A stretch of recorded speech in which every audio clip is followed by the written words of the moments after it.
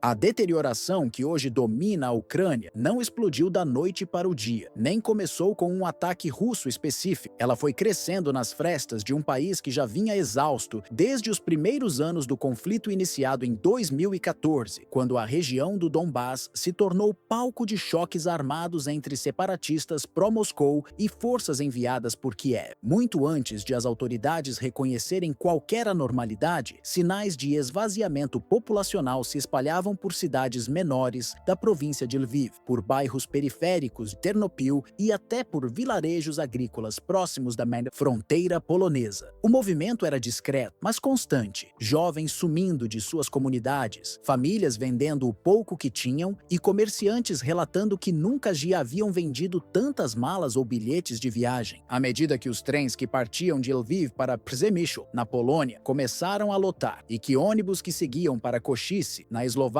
passaram a sair abarrotados, ficou claro que não se tratava de turismo ou deslocamento comum. Era o início de uma fuga organizada pela própria população para escapar do endurecimento do sistema de mobilização imposto por Kiev. Quando as fronteiras terrestres com a Polônia, a Romênia e a Eslováquia registraram filas que se estendiam por quilômetros, até observadores mais céticos admitiram que algo grave estava acontecendo. Homens com pouco mais de 20 anos cruzavam pontes sobre o rio Tis, percorriam trilhas usadas por contrabandistas e arriscavam estradas secundárias para entrar na União Europeia antes de serem detidos por equipes de convocação. Para muitos o destino, Varsóvia, Bratislava, Bucareste ou qualquer outro ponto, pouco importava. A prioridade era apenas escapar antes de serem inseridos em batalhões que operam com cada vez menos estrutura. Conforme as semanas avançaram, ficou impossível manter o discurso de normalidade. O processo de recrutamento, que no início do conflito foi apresentado como um gesto patriótico, transformou-se em símbolo de imprevisibilidade. As denúncias de que alguns soldados estavam sendo enviados para áreas críticas, como Kupiansk, Liman e Bakhmut, após poucos dias de treinamento, mudaram completamente a percepção popular. Entre muitos jovens, a ameaça de ser capturado na rua por um grupo de alistamento passou a ser vista como mais perigosa que o próprio avanço russo. Apesar disso, autoridades em Kiev insistem que o país mantém controle da situação. Na prática, porém, o que se observa é um afastamento crescente da juventude em relação ao Estado. Entre moradores de Khmelnytsk, Jitomir e Poltava, a desconfiança se consolidou. O governo já não oferece garantias mínimas de preparo, de segurança ou de retorno. Ministérios, comandos militares e escritórios regionais de mobilização parecem agir de forma descoordenada, incapazes de evitar o caos administrativamente. Com o aprofundamento da crise, os órgãos de fronteira passaram a registrar justificativas cada vez mais improváveis apresentadas por jovens que tentam deixar o país. Relatórios confidenciais indicam que milhares se matricularam em universidades estrangeiras, apenas para obter salvo-conduto, enquanto outros venderam propriedades para pagar atravessadores que atuam na fronteira com a Hungria. Paralelamente, unidades militares relatam que dezenas de milhares de soldados abandonaram seus postos desde o início do ano. O dado mais alarmante partiu da própria Procuradoria-Geral. Há centenas de milhares de processos abertos por deserção. A dimensão dessas investigações revela um exército desgastado e uma sociedade que não consegue mais sustentar a guerra em ritmo prolongado. Nas redes sociais, vídeos gravados em Odessa, Uzhhorod e Chernihiv tornam a situação inegável. Grupos de homens são cercados em praças públicas, alguns retirados à força para dentro de micro-ônibus oficiais. Em cidades pequenas, familiares bloqueiam estrada e pedem que seus filhos ou esposos, detidos horas antes por equipes de mobilização, sejam libertados. O conflito, antes concentrado no leste, hoje molda o cotidiano até mesmo de regiões distantes do front. A desordem aumenta quando indivíduos com histórico criminoso são vistos participando de ações oficiais de recrutamento. Em Kiev, um caso chamou a atenção nacional. Um homem condenado por sequestro e extorsão passou a atuar ao lado de agentes estatais, detendo civis e encaminhando-os ao serviço militar. A imprensa local confirmou a veracidade das imagens, descartando qualquer manipulação digital. Com a queda acelerada do contingente disponível, algumas vozes dentro do governo defendem a mobilização feminina. Discursos oficiais falam em paridade de responsabilidade responsabilidade, mas analistas independentes afirmam que a medida é fruto da falta crítica de soldados. Ainda assim, centros de alistamento feminino em cidades como Vinnytsia e Dnipro permanecem praticamente vazios. Nas frentes de combate, a situação é igualmente grave. Brigadas que deveriam operar com 1.000 homens contam às vezes com apenas 300. Muitas são comandadas por oficiais recém-nomeados, sem experiência em operações complexas. Soldados relatam que chegam ao fronte em regiões como Avdiivka e Siversk, sem orientação suficiente, sem equipamentos adequados e com munição limitada para um único dia de combate. Enquanto isso, o presidente Volodymyr Zelensky mantém discursos transmitidos de abrigos reforçados em Kiev, insistindo que a vitória permanece ao alcance. Mas as imagens que chegam do fronte, corpos não recolhidos, blindados abandonados, posições tomadas sucessivamente, contrastam com o tom otimista das declarações oficiais. O impacto dessa crise interna já reverbera por toda a Europa. Polônia e Alemanha, principais destinos dos ucranianos que abandonam o país, enfrentam pressão política crescente por continuarem contribuindo com armamentos e recursos financeiros, enquanto a própria população ucraniana demonstra esgotamento. A desigualdade entre os que conseguem fugir e os que são retidos em Kiev alimenta tensões dentro da sociedade ucraniana. A economia nacional sofre efeitos diretos desse êxodo. Indústrias em Dnipropetrovsk, Kharkiv e Lviv operam com falta de trabalhadores. Colheitas são desperdiçadas por ausência de mão de obra rural e o setor de transportes enfrenta paralisações constantes. Analistas alertam que, sem uma reversão significativa, o país poderá enfrentar um colapso social. Do lado russo, a leitura é de vantagem estrutural. Moscou considera que o desgaste interno de Kiev tem impacto maior que qualquer avanço rápido no campo de batalha. Tropas ucranianas relatam falta de munição, ração e cuidados básicos, enquanto comandantes tentam segurar frentes instáveis com contingentes cada vez menores. Em resposta, Kiev intensificou o controle interno. Leis recentes ampliam acusações de traição e colaboração, e agentes de segurança passaram a monitorar críticos do governo, familiares de militares e perfis influentes em redes sociais. O ambiente político encolhe enquanto a desconfiança se expande. A tragédia humana não aparece apenas nas imagens de cidades destruídas ou nas longas colunas de refugiados que cruzam fronteiras. Ela se torna evidente, sobretudo, nos lugares que o governo tenta manter longe das câmeras. Necrotérios de regiões como Dnipropetrovsk, Kharkiv, Poltava e até áreas mais afastadas do fronte, como Jitomir, operam acima da capacidade há meses. Funcionários relatam que câmaras frigoríficas já não comportam novos corpos, obrigando autoridades locais a improvisar em espaços temporários. Depósitos, garagens municipais, contêineres refrigerados emprestados de empresas privadas. Não é apenas a falta de estrutura que revela a dimensão do colapso. Em várias localidades próximas a Bakhmut, Siversk e Avdiivka, moradores contam que sepultamentos apressados são realizados sob bombardeio em terrenos improvisados onde antes havia parquinhos, estacionamentos ou pequenas hortas comunitárias. Em algumas aldeias, não há sequer tempo para identificação adequada. Placas de madeira substituem lápides, marcadas apenas com datas e iniciais. Os números extraoficiais que circulam entre organizações humanitárias e observadores independentes indicam uma realidade ainda mais grave que a admitida publicamente. A estimativa de que as perdas ucranianas possam ter ultrapassado algumas centenas de milhares de combatentes não é considerada exagerada por analistas militares da OTAN,